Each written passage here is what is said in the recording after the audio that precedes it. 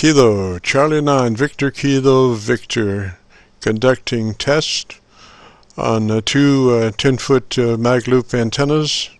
One oriented, one is on a rotatable rotor, but we have it facing north and south, and we have a second 10-foot stationary loop facing east and west. So it is interesting that we will be able to switch those. We have a 3-position rotary switch, and we can run those separately or combine co-phase on a rotary switch and check all 3 positions in probably about half a second. This is a Kilo, Charlie 9, Victor Kilo, Victor testing. Hey there, fella, you're bleeding 17. 40 over 9 in Northwest Florida. You're bleeding 17 there, fella. My Elmer's in there. Hey, good morning. There's a gentleman in Florida hollering for you. Gentleman in Florida, go ahead, sir. Yeah, Whiskey 4, Charlie, Lima, Juliet. My name is Dave. I'm near Pensacola, and you're about 40 over. 40 over now. Well, thank you very much, sir. You're coming about 10 dB over my noise level. I am copying you on my north-south loop antenna.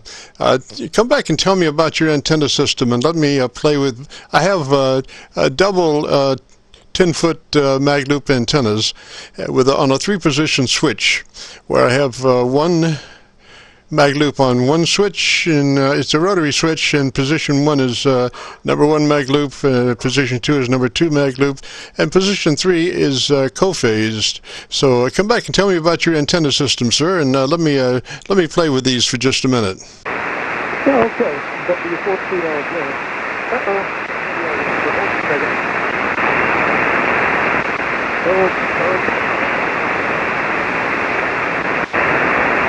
Okay, we're back in the cell. We're running a 280-foot long inverted cell set at the feed point with an auto tuner, and we're using about 100 watts from a 756 Pro 2. Over. Roger. Well, I just went through my 3 positions, and I didn't think my co-phase was working, but the co-phase was the hottest position. So that is 2 10-foot mag loop antennas co-phased together, sir, and you were a 10 over. Roger. Yeah, okay. Well, you're sounding mighty good here. Like I said, I'm just using 100 watts Pro 2 and the 280-foot long inverted L.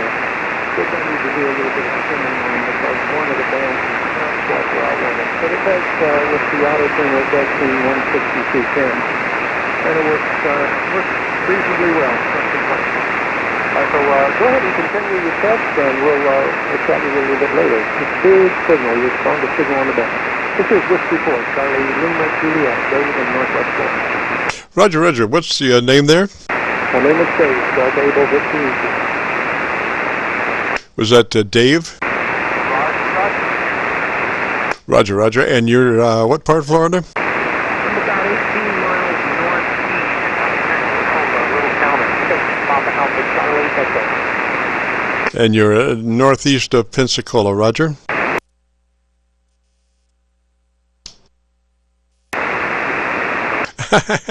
I know, something happened last night that confused me.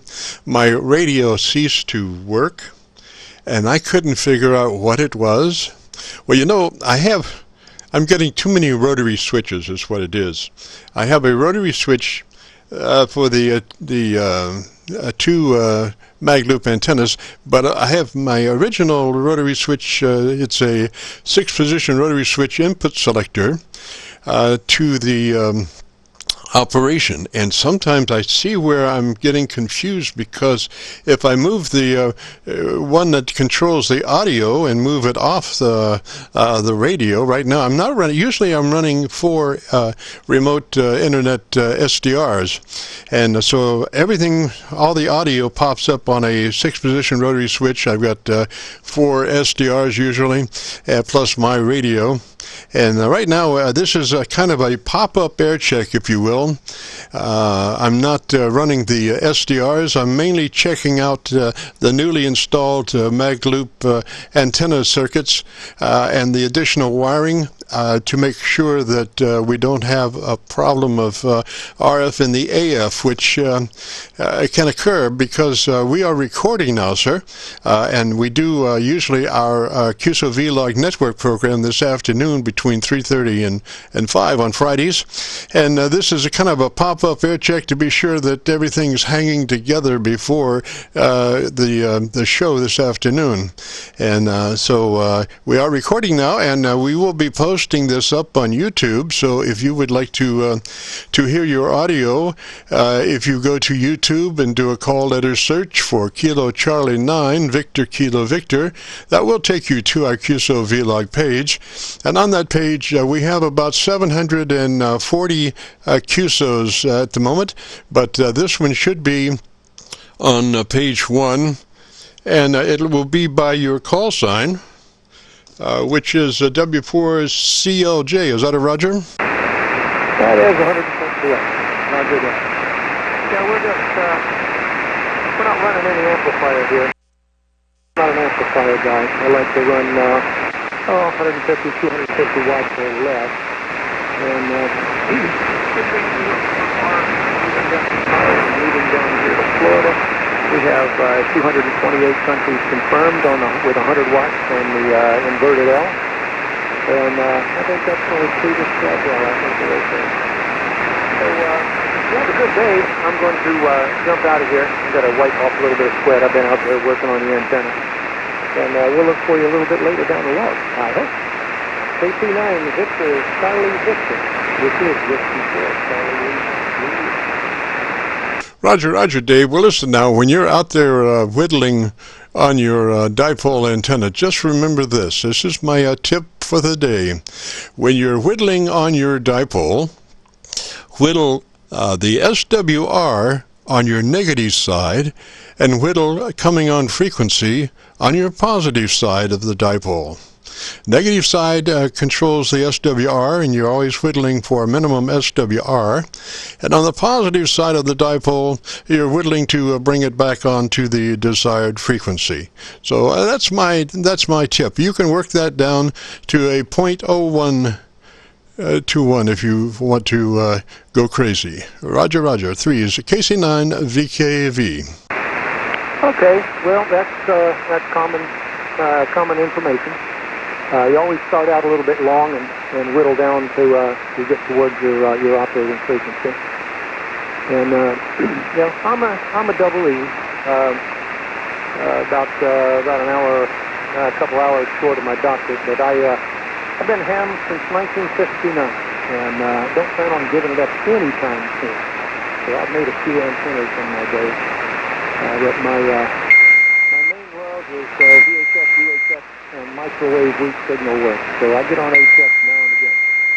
I didn't get your name, but if you pass it on to me, I'll put it in the log, and you have a great weekend. Kilo Charlie 9, Victor Charlie Victor, W4 Charlie, Lima Juliet, 73.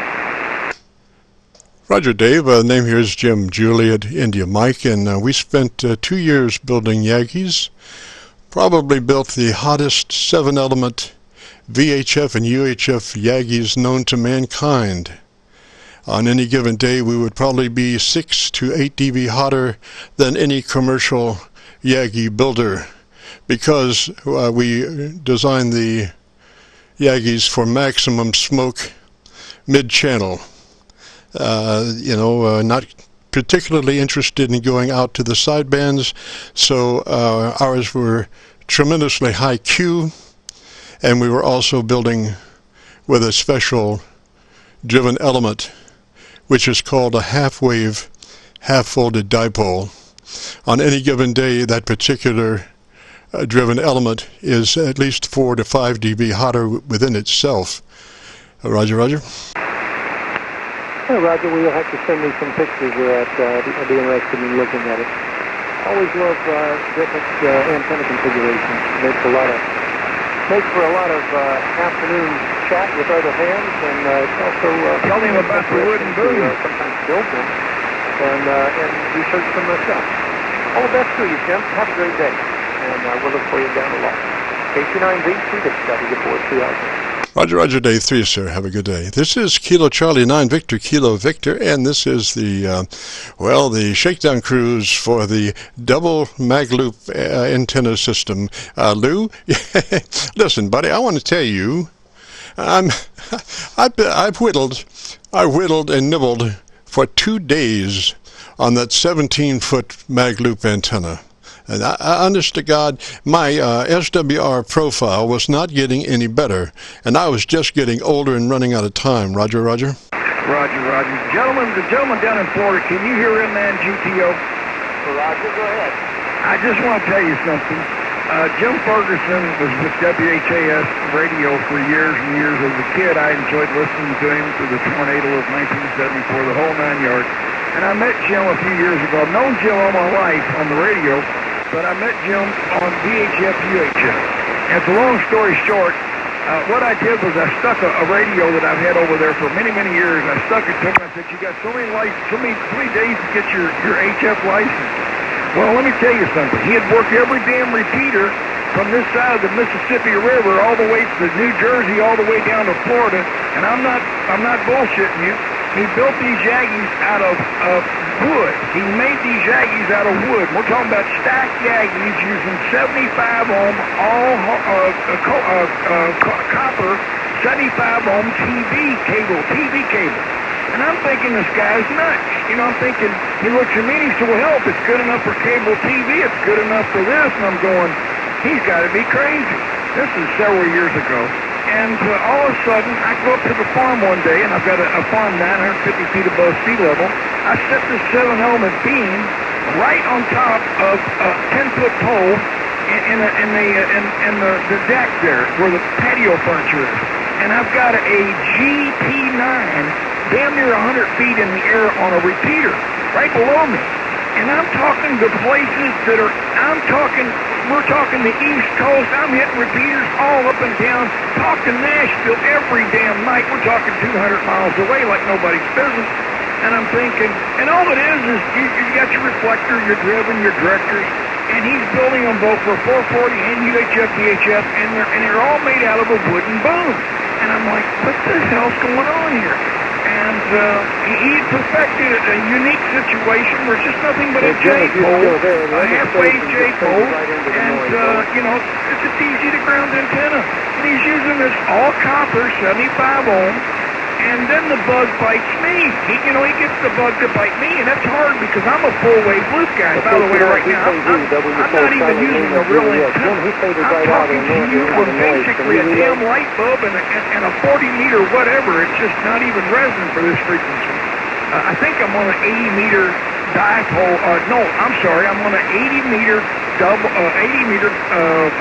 bazooka that is all messed up. Right now, they had to move everything. I'm here at the old house here in Clarksville, my son's house, and I heard Jim in there just blasting away. And but I've had a lot of fun. There's about 22 years difference between me and Jim. Jim's 22 years older than I am. And I had been brainwashed since I was 6 years old by my Elmers, so I got the chance to re-brainwash him as my Elmers had done to me. So the stories that he's telling you are true because you can go to KC9VKV on YouTube and you can actually hear all the people he's talking to on these repeaters all up and down the East Coast and even sometimes over in Arizona and down in Texas and stuff. And all it is a set of stacks, 7 elements. And they're, vertical, horizontal, you name it, he's done it. And I'm going, wow. So now I gave him some hard line here a while back. And I gave him a big roll hard line, took it over and delivered to him on a trailer. And now he's in this deal to make a high Q, basically a loop, to receiving and transmitting both full legal limits. And he's just done nothing but whittled away. And I've laughed. I said it couldn't be done. I said everything known to man. And damn if he doesn't come back and make a fool out of me, because when I tell him it can't be done, he makes it and it gets done. So I just want to give you a little history of how we connected. But 73's down there, and God bless. and hope to hear you on the band. And thank you for coming back to the both of us, because we're both. I think we've got amateur radio flowing through the veins since birth. So 73 is down there to you, and I'll let you file it up down there, sir. N9GTO with the gentleman in Florida.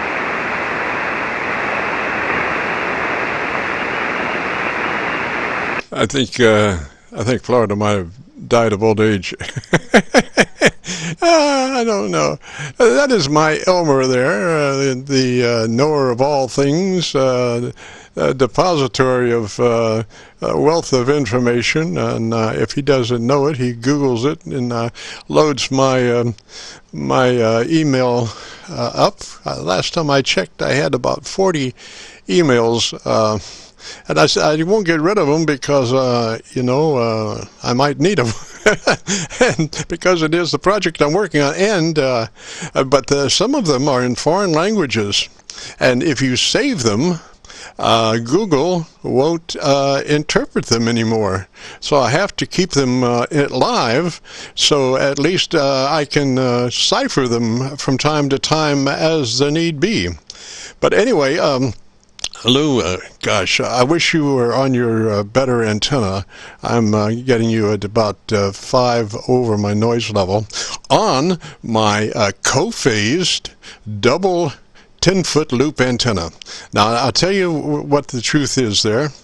I started with all intentions of using, I built that first 10-foot loop antenna, and that SWR is currently 1-to-1. It is 1-to-1. And then, so I thought, well, if the truth be known, and my Elmer was generous with the rest of that heliax, 1-inch heliax, I would go ahead and build a monster mag loop antenna. My destination was a 22-foot mag loop antenna. Well, that's the initial thoughts in the planning stage, but then when reality faces circumstance, you realize that you can't build a 22-foot loop antenna because you don't have the space. So I fell back to my alternate position, which was a 17-foot mag loop antenna. That was physically possible, so I went down to my friendly Home Depot and got 30 feet of 2-inch PVC pipe to go up on the main apex of the roof as the center support for this 17-foot mag loop antenna. And unfortunately, at that point, the actual support, top support, was about 3 feet out of my reach. So in all kinds of perilous conditions, I did thread the heliax through the T that I had on top of the 2-inch PVC pipe I guess we were probably at about 27 feet, 26 feet. But gosh, after I worked with that, now I brought it all down and tied it up, and I had, started working on it. And 17 feet was not particularly easy to work with for 40 meters. It just would not ring a bell. I sat there with my analyzer, and, it just would not get close to anything I wanted to see. And I whittled and I nibbled on that 17-foot diameter mag loop heliax for 3 days, or 2 days actually, and I couldn't get any kind of profile going at all. I'm running out of time because I wanted to get this thing going for the show this afternoon. So I said, well, shoot, I'm just going to build a second 10-foot mag loop at point 1 north and south and 1 east and west, and then co-phase them also, and I can have some fun that way. So I had most of the heliax tied up in this monster 17-foot diameter mag loop project. So I just pulled that out. And I'd already started working on the remaining part of the heliax. And now the secret is, I've only seen one guy that ran 12 12-foot diameter mag loop antenna, and he was getting 50-gallon drum capacitors from Russia. So I figured he knew pretty much what he was doing, and he was just doing 12-foot. And you know, I'm not sure that he was making it for 40 meters, but I knew 10 meter, you know, 40 meters was working on my 10-foot diameter mag loop. So I just said, well, I'll just build a second 10-footer. So I cut 31.5 feet is the preferred circumference. 31.5 feet of 1-inch heliax will give you a perfect 10-foot circle, and I'll guarantee you that you will have 1-to-1 SWR on the 7188, which is what my design called for. And so when I went to that second one and put it up, first thing out of the bat, because the first one I made was 33 feet. My Elmer said 33 feet. And I verified, because I didn't, you know, when you go to cut that coax, the heliax, you don't want to make a mistake. So I verified with my Elmer 3 times 33 feet, and it was agreed that that was correct.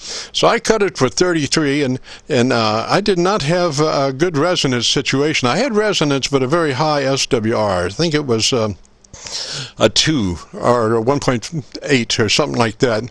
So, you know, and then I did a SWR profile. And that's where you start from the low frequencies and work up and look at your SWR along the way, and you can tell what's happening there, and you can tell where the actual resonance of the mag loop is, and then you go on through that, maybe, or maybe you don't, whatever. But I realized that I was long, and so I did chop 1.5 feet out of that 33 feet, which is 31.5 feet, and then I did my SWR, and it was perfect, 1-to-1 at 77.188 megahertz. So I knew that was the given formula. So when I'm building the second one, I did, this is Kilo Charlie 9 Victor, Kilo Victor. I did just 31.5 feet, and then pulled the other heliax out of the T, support T, and put this new heliax in, put it down, got it kind of looking halfway decent, got me a 10-foot crossbar to hold it out a little bit, and got it set up, and what do you know, it's a perfect 1-to-1 on 7188. So now I'm running 2 10-foot mag loop antennas on a rotary switch, and I can switch back and forth, and you know, it's 3 position.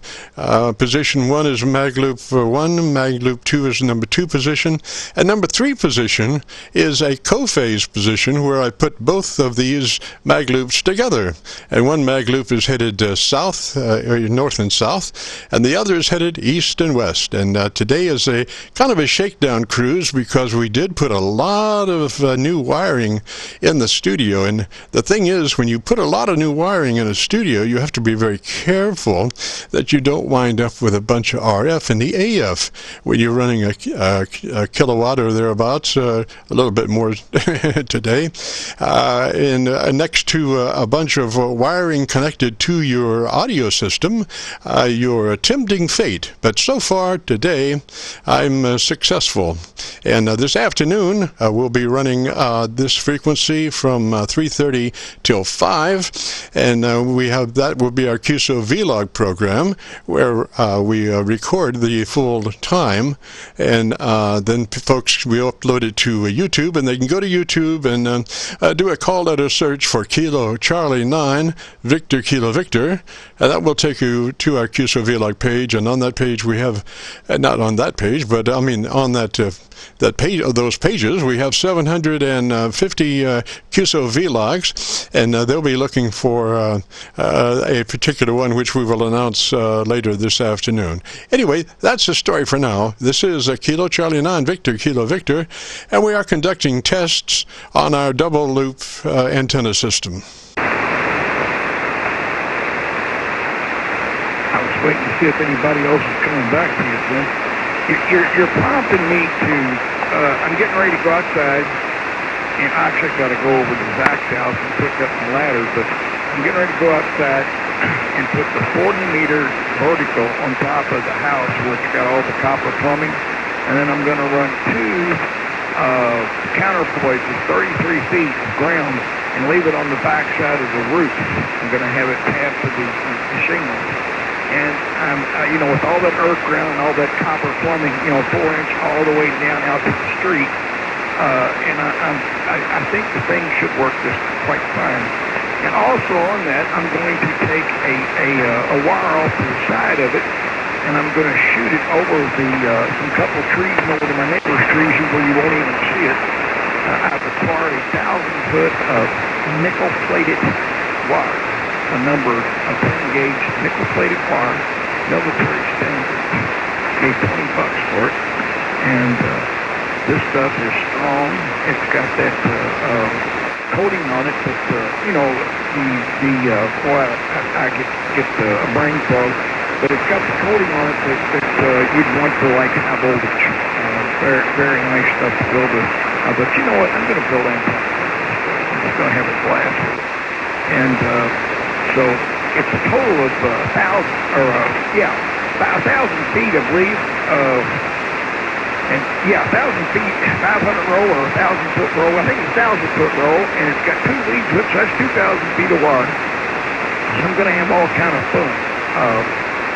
When they leave, I'm going to make this a remote station. And when they leave, I'm going to put the magnetic loops back up in the woods and run some ladder line under the cable TV line and have a little bit of weedier string holding it up about 2 feet below the cable TV line and run it all back in here again to the hell with it. But you wouldn't know that backyard back there, Jim. It looks like a bomb had hit. But we did win the battle. There is no walking path going through. Over. Oh, excellent, excellent. That's good. That's real good there. I'm glad you guys prevailed in that situation. Gosh, it's amazing how local government can kind of just think they can take advantage of folks and do exactly what they want and don't have to respond to the folks that put them in positions of power. And so it's good that you pointed out to the local government heads that they are servants of the people, not of themselves. Roger? Oh, yeah. We had to do that in a very unique way, by all means. It wasn't something I was looking forward to, but it had to be done. And but anyway, to summarize things, I'm amazed at your oh boy. I guess the only thing I got left to say is there enough heliacs to build one for Lou for 40 meters? Yes, there is. There is. For a 10-footer? Yeah, that's what I want. I want exactly what you have. Just one, nothing more, but just one of what you have. And so I can actually say I have the Jim Ferguson 10-footer of 7188, and I'll have that on a rotatable baffle. Absolutely, yeah, absolutely. That's the first one is on a rotator, but I'm just keeping it north and south for the moment to work in tandem with my other east and west 10-footer. So one's looking one way and one's looking the other, and I can look one way or the other way, or I can look both ways at the same time. Roger. Oh yeah. Well, I'll tell you what. It's amazing. Like I said, the antennas are compromised. And a lot of folks, especially the real educated folks that's got the PhDs and got this and that, they're not going to understand. We see, hear, and speak in frequency. And, we are all, humanites, as I said. And we're all having fun. And you've taken an ideal, and you have put a lot of time. I would hate to say that I would say that you probably got 60 to 120 hours tied up in this whole thing, would you not? Oh, I got that in 2 days. I've got 100 hours in 2 days. Now figure that out. Did you pull, well, there's not much here to pull out, but the question of it is, after it was all said and done, was the juice worth the squeeze? Oh, yeah, but you got to approach any project with common sense. And, after 2 days of nibbling and wibbling and whittling, my SWR profile was not getting any better. So as much as I hated losing the concept of getting a 17-foot diameter mag loop antenna on 40 meters, I figured I had whittled down probably about 8 feet off of the circumference, which, God, I forget what the circumference was, but for 17 feet, I've got a calculator here that will tell me, but I whittled quite a bit, and I just ran out of time, so I just had to say, I know what a 10-foot magnetic loop will do.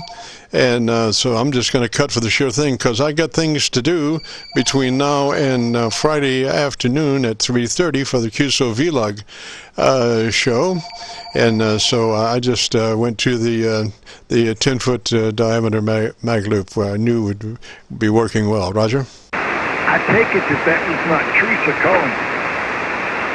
calling. No, I don't think so. She calls the bat phone. I told her to be calling the bat phone, because that's the phone I carry around. Okay, all right. Just want to make sure that's a good. Because she's number one, and but basically in your design right now, you've got a 10-foot loop.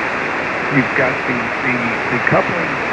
My question is to you as to you're using the other coax to make the coupling with the T, and you've basically got it snapped up there, and. Are we fixed capacitance on both of them, or how did you wind up coming out without using the capacitance? Oh, I used yours on my first one. I used your. I went through a bunch of them. The best one was my red gold stewed tomatoes capacitor. Now, I was in Kroger, and I was thinking about this problem of not having a capacitor for a kilowatt. And I was just thinking, wow, man, I want to, first I wanted to do transmission tests with the 10-foot mag loop. So I'm in Kroger, and I'm thinking, how could I build that? And I was in the vegetable aisle, canned goods aisle, and I looked down, and I saw this medium can of red gold stewed tomatoes. And I do love stewed tomatoes, so I said, well, how do I get one of those cans? And then I walked on down a little bit, and I ran across the cut green beans display. And that can was smaller than the red gold can, and I'm thinking, maybe one can slips inside the other can, and then you, like accordion, and so I got that can, and I went on down. I was checking out, and I saw a silicone trivet, a mat, silicone. And I'm thinking, well, I need something. Silicone sounds like it would be good. So I got the mat. I got home, and I ate the tomatoes, and I washed the can out, and I took the cut green beans and put them in a container for the wife for later and washed that can out. Then I went out in the shop, and I put a bolt on the end of the big red gold tomatoes can, and a bolt and a nut on the cut green beans can, and then attached wires to those bolts with lugs and nuts. And then I took that silicone mat, and I cut it in strips the size of the height of the little can, wrapped it around 3 pieces, and took some Gorilla Tape to hold it in place, shoved that can into the red gold tomatoes can, took it out, hooked it up, and I think I was first hit, I was 8 kilohertz. Megahertz, 8 megahertz. And so I said, whoa, sounds good to me. So I pushed that can inside the other can just a little bit, and it took me probably about 90 seconds to come up on the 7188. Now, I had an SWR of 1.4. you know. But here I am running a kilowatt for an hour and a half with only slight heating. Roger. Wow, unbelievable. That is awesome. That is awesome. I love it. Homemade American capacitors. Roger. Well, you know, it's simple. You know, I mean, I don't, and I'm sure folks have done that before. You know, but it was new to me, and I was ready to conduct those tests. Now, as far as the tests go. This is, like I said, a 10-foot mag loop antenna, and I was doing shootouts between that and my inverted V dipoles to Milford, Pennsylvania, which is, I guess, about 600, 700 miles away. I would zip 1K off frequency, so I would get a nice BFO, and I could tell by the level of the BFO as to the intensity, not you know, including the S meter reading down at the lower part of that SDR, which I also considered. But the long story of the short is that on some occasions the 10-foot mag loop actually was hotter than the inverted V dipole. But not often. Usually the inverted V was, you know, 2 S units or S unit and a half hotter than the 10-foot mag loop. Sometimes, though, it was equal, and sometimes the mag loop was hotter. But by and large, I think the sure bet I would go for, if I was sinking in the ocean and I had a dipole antenna, I would go with the dipole. Roger? Well, the thing of it is you've had a lot of fun. You're retired, and the biggest part of life is passed on. But you're not leaving here without kicking the hell out of the walls. I'm sorry, I was switching to my other position. What? Get out for what? I said, you're not leaving this earth without kicking the shit out of the walls. You're having fun. You've already lived your life, and you're going for a second round. Well, that's true. That's true. I am determined to reach max potential in whatever it happens to be, if possible. You know, speed limit 500 miles an hour, because you know, if it's there and possible, give it a shot.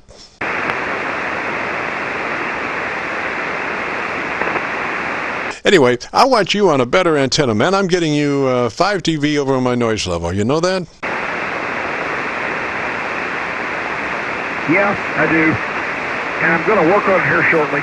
Give me just a little bit, because I need to get my head out of my rear end and do that. So, here's what I'm going to do just for you. I'm going to head over to my son and pick up the ladder, and I'm going to install an antenna. And we'll see how it goes. I believe that it should do a lot better than what it's doing here right now. But we'll give it a try. Because I really need the 40 meter part working one way or another. And but the thing of it is you're having fun, and you have both of them, one basically inside the other. They're 90 degrees out of phase, and you can see a switchable difference if you're receiving something, right? Oh yeah, definitely. And I was surprised because I finally got the wiring in last night at 8 o'clock. I mean, I'd been working for 2 days on that 17-foot diameter mag loop and getting nowhere but burning time. So I didn't get the wiring done until last night at 8 o'clock. Got it in, found me a box, got me a rotary switch, got it all set up. Didn't have a chance to. This is my maiden form, my maiden voyage on the double loop antenna system. I didn't have a chance to verify anything, only that for about 10 minutes I had a shot at seeing if everything worked. And what was happening at that time was there was a net somewhere on this frequency. I don't know where that net was, but what was it? Something about the Old Pilots Association or something on this net, and I'm not sure where they were, but they were doing me about 30 over, so I was figuring, these antennas must be working, but they weren't doing much in the co-phased mode. From wherever they were, they did not ring well on the co-phase, so I wasn't sure that was working at all. But today, that Florida situation, definitely the co-phase was about 5 dB hotter than Magloop 1 or Magloop 2, Roger. Wow. Now, the only thing I hope is that I noticed that the introduction of a new rotary switch into my mode, it could be dangerous because I keep reaching for the wrong rotary switch, not the new one that controls the configuration for the double Magloop antennas, but the one that does the audio select for the input to the system. And I have confused myself. Last night I did that, and I reached up and got the wrong one, come back, and there was no audio, and I couldn't figure out what was going on. It was bad because the radio was not there. And so then I finally figured out I had reached up and grabbed the input selector instead of the antenna selector. Jim, are you trying to tell me on behind the scenes of the radio room, behind the walls, it looks like the inside of the time machine that Jim Ferguson built and I have the only one?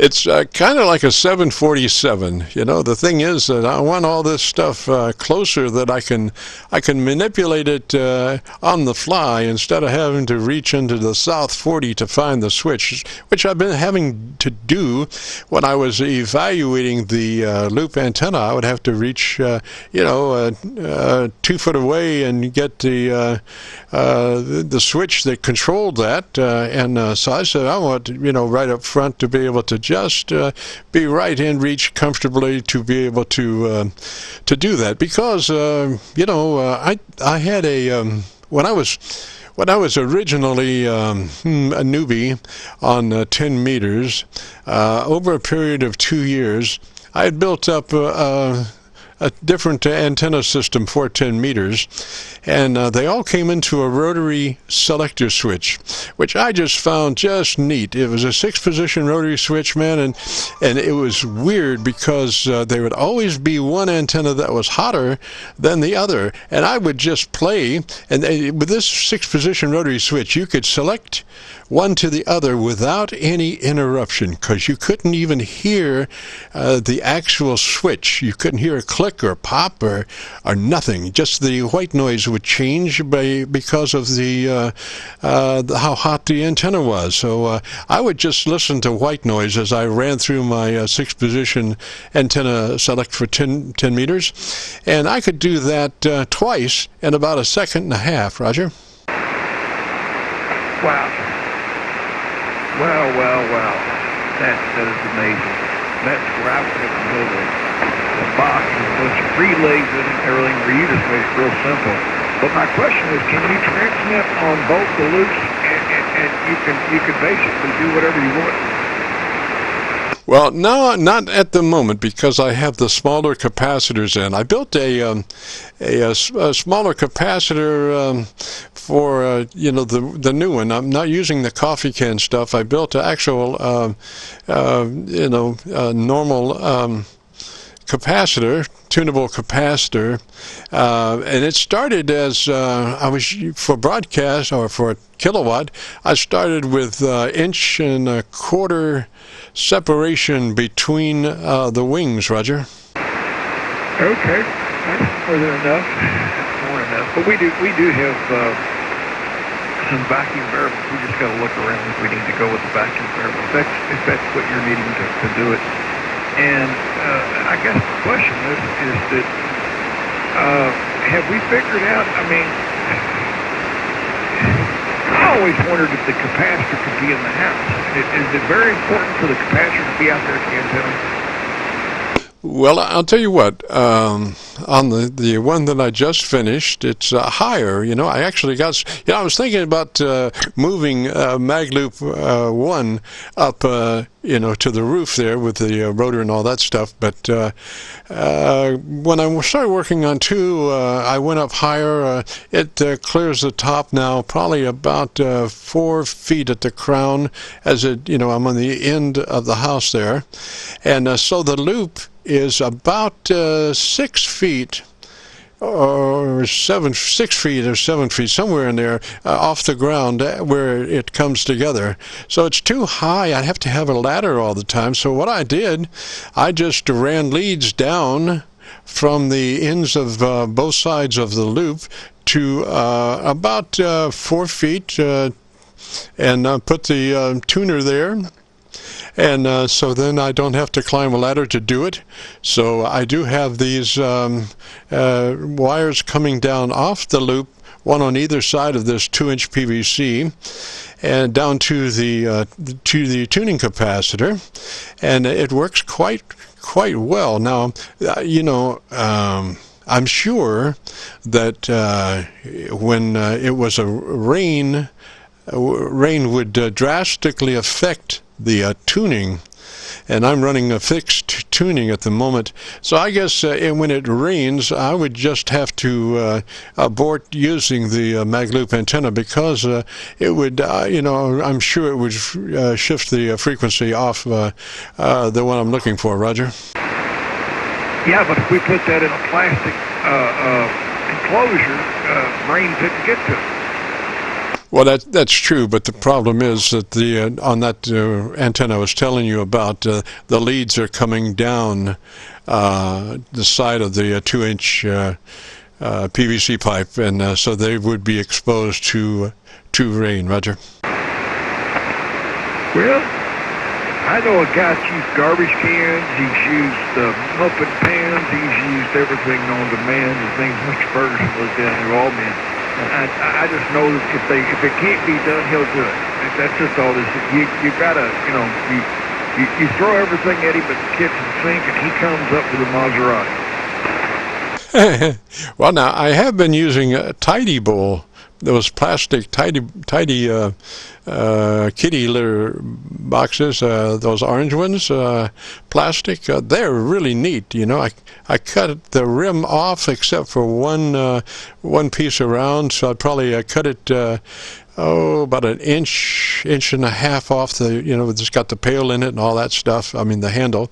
Cut that off, and then I'm ready to tie wrap. I put holes right on the in the middle, on the top and the bottom, and I put a tie wrap right through that, and I've cut a hole in the end so I can stick this PVC pipe that's connected to the tuning capacitor, stick that through the hole, put a T on the PVC pipe on the outside so I can grasp it, and you know, it works. That is awesome. I'm going to have to come over and take pictures. You got me, you've done it again. You've done it again. I was trying to normalize you. You've taken it to the extremes again of how to, and it can be done in many different forms, as long as you get the same results. But anyway, it's a lot of fun. I'm looking forward to cooling down. You know, this summer has been, I can't believe next week they're telling me it's going to get hotter and it's going to break records. You know, the river is now at summer pool. Normally summer pool is the first week of June. I believe that the earth is off its axis by 3 months or so. And we had, you know, one rainy season. The planters couldn't get the crops in the ground until late May or June. So that changed everything. Then you had a real hot summer and everything else. But Jim, it sounds like you're ready. You've got NASA at the Dr. GKV station, ready to rock and roll for this Friday. You actually work your ass off just to get to Friday, don't you? Oh, Roger. Yeah, that's the hour and a half from 3:30 till 5. We discuss everything known to mankind and some not known that kind of pops up at the moment. So never a dull moment. If the folks out there get a chance, drop by this afternoon, 3:30 to 5 on this frequency, the Qso-Vlog network. We are recording the full time and then posting that on YouTube, so folks get a chance to hear what their radio sounds like. And we also do a little tune-up service. If you have a radio, whatever radio it is, we've probably done about 150 7300s, probably about 60 7610s, but whatever your radio is, it's a very common setup that will guarantee you, there's a word. Our aim is to give you a 3 dB dynamic range audio system with an average percent of peak modulation around 80 to 85%, and it will sound twice as loud as the normal unprocessed radio. The normal unprocessed radio, they're running a 10 dB dynamic range with an average percent of peak modulation somewhere around 30%. So figure the difference, 30% to 85%. It does make a difference.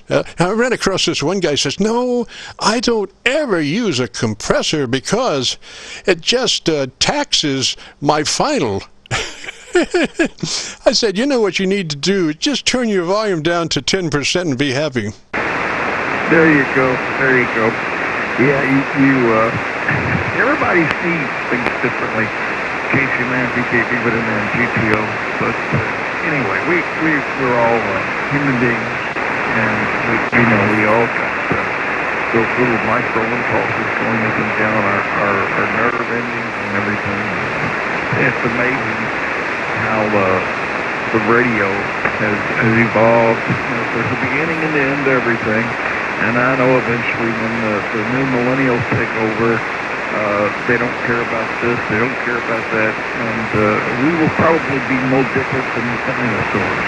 It'll be nothing but a fossil of a big Collins transmitter. But that's all right. It'll be fossified.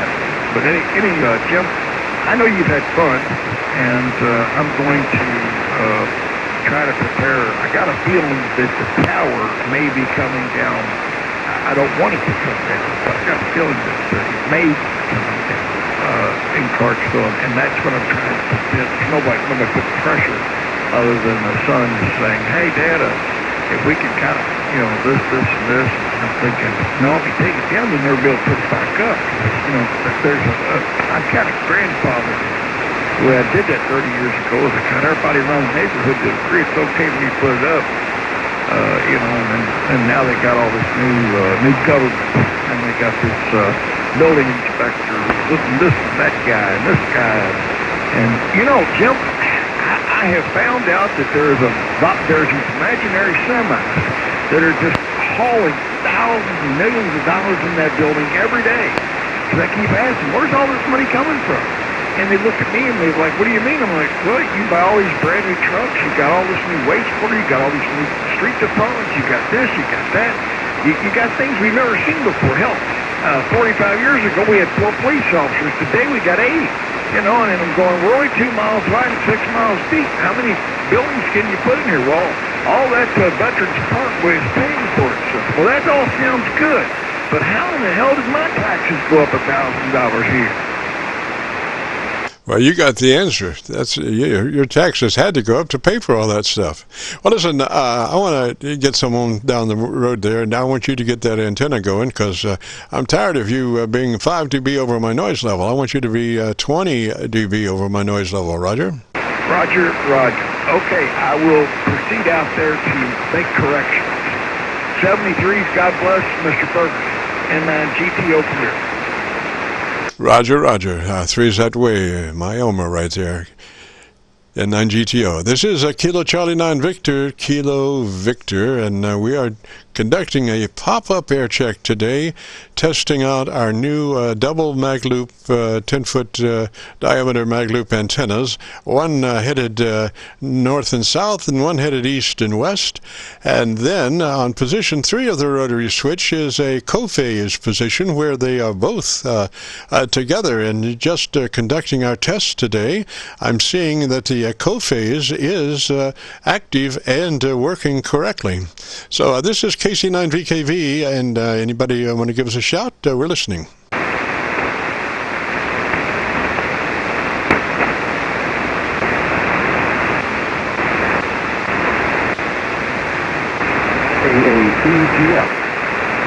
A2GF. Station calling. Come back with a call sign again, please. Yeah, the call sign here is A2GF. We're located in East Aurora, New York. Just heard your chatter about the loops. I'd be curious to hear a little bit about them. I curious how the construction and that sort of thing, because I get a lot of noise here, and I've got a small military tripod. It'd be perfect to put one up. Could you describe it a little bit for me? The name here is Dave, again, East Aurora, New York, called A2GF. Go ahead. Roger, Dave. Now, these are not going to be portable, sir. These are 10-foot diameter mag loops, Roger. Yeah, well, that's what I have. I've got some 7/8 hard line, the old, maybe it's not 7/8, could be 3/4. It's the old stuff from CATV systems that you could get, off a pool and they were throwing it out. And that's what it is. It's about 10 foot. I cut it up at the top, broke the shield up at the top, and put some insulation on it. And I'm just getting ready to put a capacitor down at the bottom gap and a transformer. But anyway, I think what you're describing is what I'm talking about, but that's what I'm curious about knowing. Go ahead, A2GF. Roger, Roger. Now, this is a 10-foot diameter mag loop antenna. Let me give you some information you might need if you're going to build one for 40. The circumference footage that you're looking for is 31.5 feet. The circumference, now this is figured for 1-inch heliacs, but you might be ballpark with these figures. 31.5 feet circumference, and then your coupler, divide 31.5 by 5, and that will give you the coupler diameter. I forget what it is offhand, but like I say, the circumference of the 10-foot mag loop is 31.5 feet, and so then if you divide that by 5, that will give you the coupler circumference. Roger. Okay, yeah, you're describing something a little bit different than that I had in mind. But what are you using for receive? You have diversity reception of some kind, or how you playing with that? Go ahead. I have two 10-foot mag loop antennas. One is pointed east and west, and one is pointed north and south.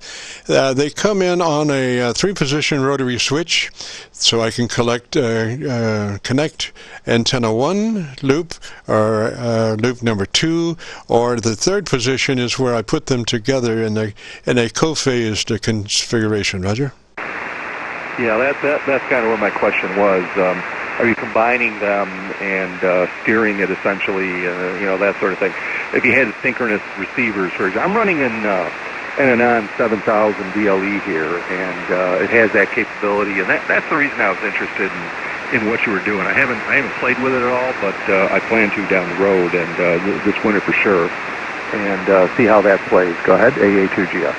Roger, Roger. Now, the thing is that you must remember, if you're going to be running a KW or some kind of power, I'm using the B input select, the aux input select, and if you run power, then you can bet your tootie that dipole, mag loop is going to be bringing in some of that RF from a kilowatt blow-by.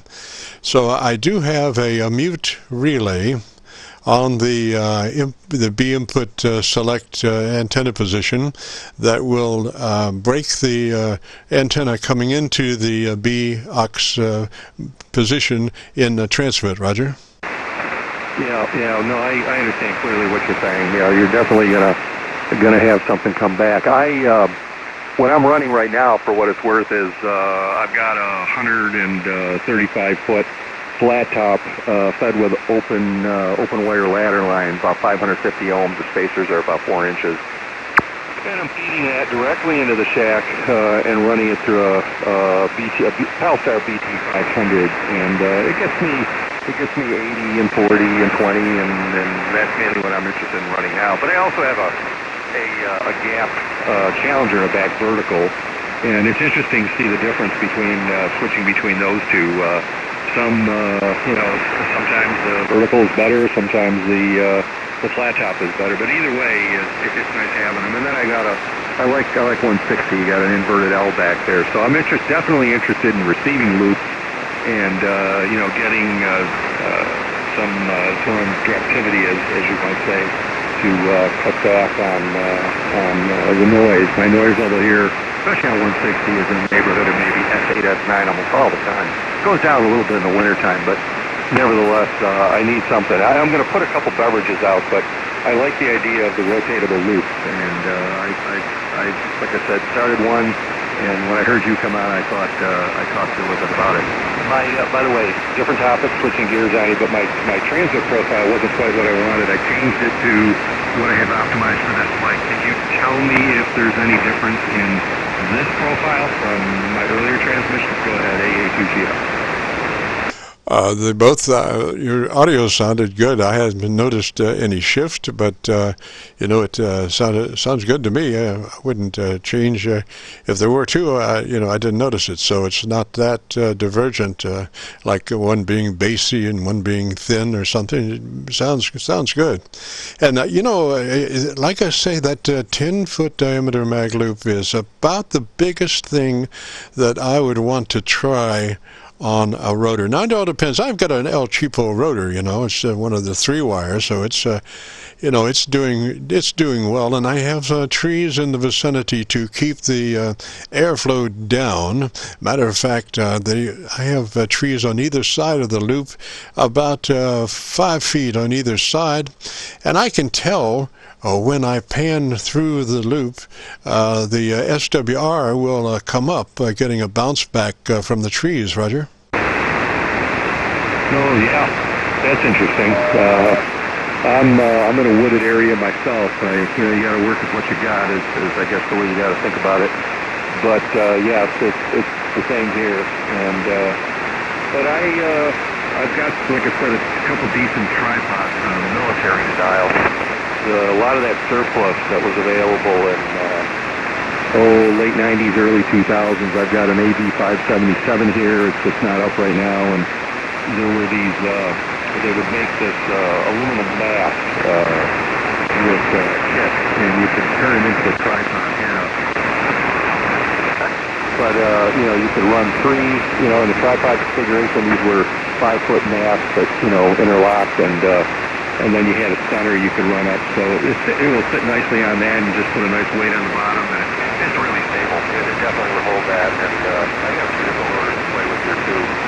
Even the old ham-on, that big heavy sucker, which would be overkill for something like this, but I got a couple of those old Radio Shack ones that I modified with a pot. I just put a potentiometer in them because they really didn't have any good way to measure where they were directed, but it wasn't difficult to put a linear potentiometer in them and couple it to that rotor section, and it was easy to figure out where you were, and that's what I plan to use for that. Anyway, it was nice talking to you, and by the way, I'm running barefoot here, probably no more than maybe about 50, 60 watts or so, and you're pretty strong. I don't know what you're running, but you're 9+ for sure. Go ahead, A2GF. Roger, Dave. We're running just over KW. just over KW, and I'm still trying to think about these tripods. Now this this is a very large loop. It's 10-foot diameter loop, and I'm not sure that a tripod is going to do it. I would suggest, like, mine is rather low. My one that's rotatable is rather low, and I just took a 1.5-inch pipe and sledgehammered it in the ground about 2.5 feet. I've got about 3 feet sticking up, and I put the rotor on top of that, and it seems to be fairly stable. Now, I just can't see a tripod holding this antenna up with any kind of wind happening. Roger? Yeah, maybe the size of it is what you're thinking about. Well, the base of this tripod between the three elements is probably on the order of 10 feet. So you got a 10-foot radius that the thing circles. They're not small. It's not a roof thing. It's a ground-mounted tripod. So I've had bigger antennas on it. I've had small beams on it. I've had things like that with no trouble at all. So no, I think that would be a light load for it, actually. Go ahead. Roger. Well, I think you'll enjoy it. And like I say, the magic number for 40. Now, I ran across in Google one guy that had a 12-foot diameter mag loop. That's the biggest one I've found. I heard that somebody was running a 22-foot mag loop, and that was what I started out to build for my second antenna, but I just didn't have the space, so I whittled it down to 17 feet. I couldn't find any kind of resonance on 40, so I went ahead and built a second 10-footer. So I know 31.5 feet circumference, a 10-foot loop, and then divide 5 into your circumference to get your coupler. And I couple just a little bit more than, if you have a circle that just touches the top of the loop, I broaden mine out a little bit, maybe 6 inches, so it's not just a circle that touches, it's a little bit more than that for coupling area on the between the coupler and the loop itself. Roger. Very good. Is there any reference that you can point me to, something on the web or some article that describes it a little bit, or is it something that you homebrewed yourself? This is a homebrew. I couldn't find anything on 10-foot mag loops, but I know that 17-foot mag loop for 40 meters doesn't work. I mean, you can whittle. I whittled 2 days, whittled and nibbled for 2 days trying to get some kind of an SWR profile in my favor, but I didn't get any shift at all, hardly, which indicated to me that I was severely long. I was severely long to get some kind of resonance happening on 40. So I cut my losses after 2 days and just built the 10-foot, Roger. Yeah. Well, it sounds like it's doing the job for you, and that's what the hobby's about, I guess. I like the same sort of things. I like building things, and I'm a retired engineer by trade, electrical. And it never leaves you, Even going back to a kid, my grandfather got me started with electrical things.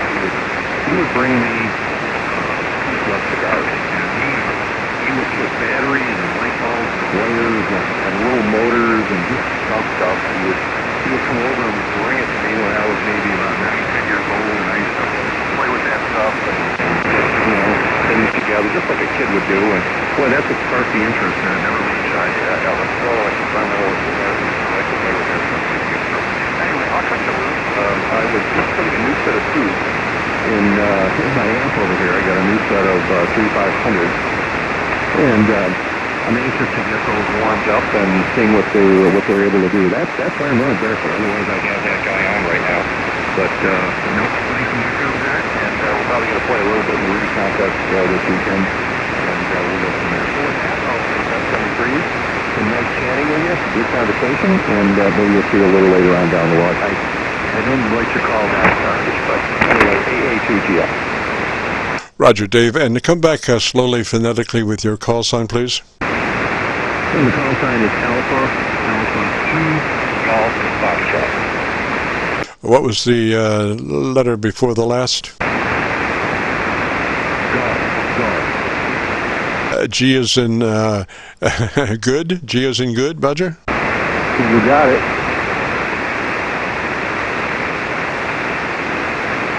All right, Dave, we have been recording, and we're doing a pop-up air check, and we record, so if all things are equal and the crease don't rise and there's no RF in the AF, we should be posting this and on YouTube within the next couple of days.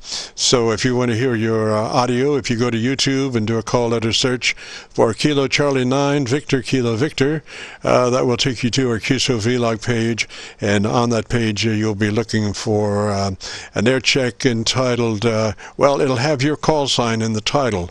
Roger? Oh, well, very good. Didn't know you did that. So make sure I got it right. It's Kilo Charlie 9 Victor Kilo Victor. Roger? That's a Roger. And yeah, if you go to YouTube, we'll post this within the next couple of days. It won't be, in a half hour. It'll be within the next couple of days. And so you just go to YouTube and do that call letter search, and that will take you to our Qso-Vlog page. And we have now about 730 or 40 Qsos, and this should be on page 1, and it will have your call sign in it. Roger? Well, very good. Thanks for the info. If I'd have known, I probably would have worked to get the amp up, so I have a little bit more signal. But anyway, we'll take a look at it and appreciate the Qso. KC9VKV from A2GF 72. Roger. I was just curious about why you wouldn't have had your amp on. Oh, I just told you. I have it open. I'm putting new tubes in it. Oh, well, a good reason. Well, let me say threes to you, sir, and, I wish you luck on getting all your tubes in there, and, if you get a chance and you get the tubes in there, give us a shout this afternoon. We should be on this frequency between 3:30 and 5 Eastern Daylight Time, the Qso-Vlog program.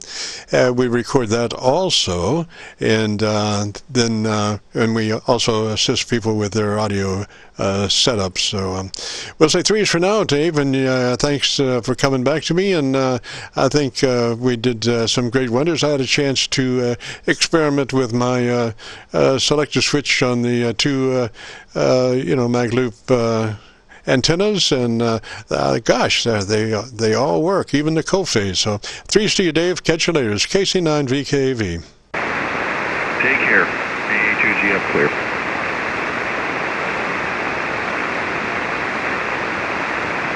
And this is Kilo Charlie 9 Victor Kilo Victor. We will be wrapping up our Qso-Vlog test recording, and I'm hoping that there's no RF in the AF, but that's what this recording is all about. We're going to make sure everything's okay for this afternoon. Join us if you get a chance. We'll be on this frequency between 3:30 and 5 Eastern Daylight Time.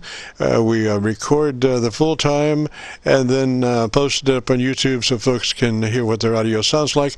Also, if you need radio assistance in setup, we do that too. So threes for now. We'll catch everybody later. This is Kilo Charlie 9 Victor Kilo Victor. Be clear.